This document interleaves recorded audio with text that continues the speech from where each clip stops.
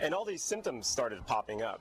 And, you know, I got tired of going from doctor to treat them all individually. When I was young, growing up and stuff, I had a ton of energy. I was always, you know, the crazy kid, and, you know, as I was in my teens and early 20s, I was in great shape. I was doing all these sports and stuff. And then about, I don't know, maybe 3 years ago, I started losing energy.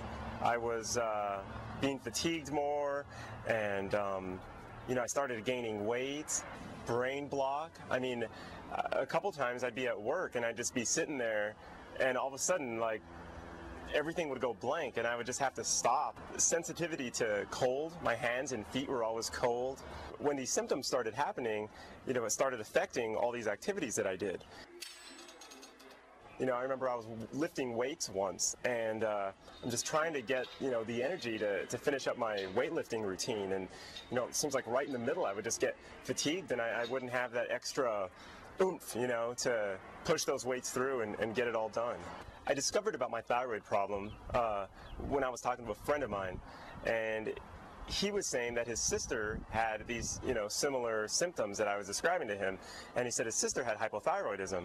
So I was like, you know, that might be something that I could look into. In my research, I found that all these related symptoms that I have all relate to hypothyroidism. And I was like, wow, that's exactly what, you know, I'm feeling. So I'm thinking, you know, that might be an issue with me. So I went to my endocrinologist, and there was a series of blood tests that I did. And, you know, according to the results, they found out that I had hypothyroid. The way you treat hypothyroid is, you know, I actually take a natural thyroid supplement, and I have to get a blood test every 6 months to make sure that the supplement is maintaining my levels. Once I started taking my supplements, it was just literally within a couple weeks, I noticed that my energy started getting back to, you know, normal, or I was starting to get more energy. I was like, wow, you know. Here I am from this low end of just being fatigued all the time and tired, and, you know, I was gaining weight, like I said, and then now I have all this energy. So I'm like, okay, I'm going to start, you know, working out and trying to get in my back to my lifestyle that I had before. Now I run every day, I lift weights, you know, I play soccer, frisbee. I'm pretty active, and, you know, I lost the weight and I chiseled down, and now I feel great. Snow, chilly temperatures, people shopping. It's beginning to look a lot like the holidays. And what better way to celebrate these special times than with 300 tubas? Christmas? Tuba players young and old came out to celebrate the 32nd annual event in downtown Denver. For some, like Amanda Otten, was their first time. How was the experience? Cold? Temperatures in the teens didn't stop them from playing your favorite holiday classics.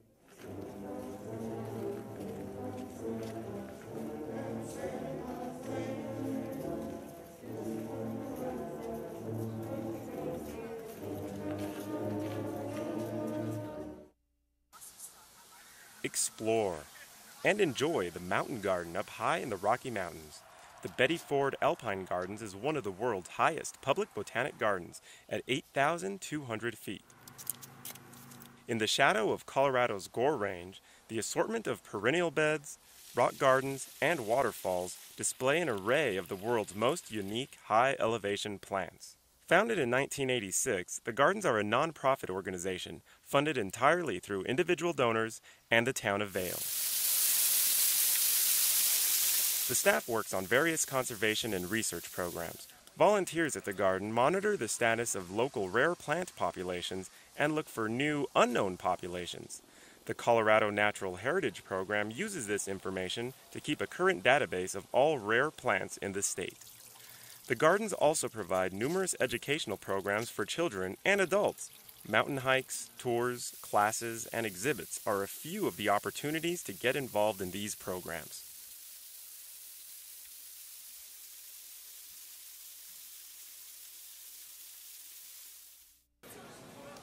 23rd Rocky Mountain Book and Paper Fair was held last Friday and Saturday at the Denver Merchandise Mart Expo building, where over 75 booksellers from around the country and England offered an outstanding collection of books and maps. I deal in antique maps. Okay.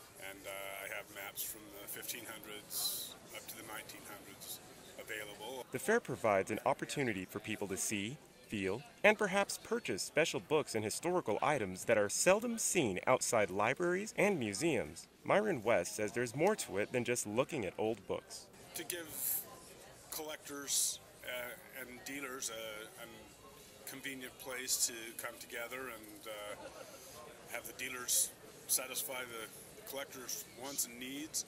It's also, we try to concentrate on providing information to collectors so that they are more knowledgeable about the things that they're interested in.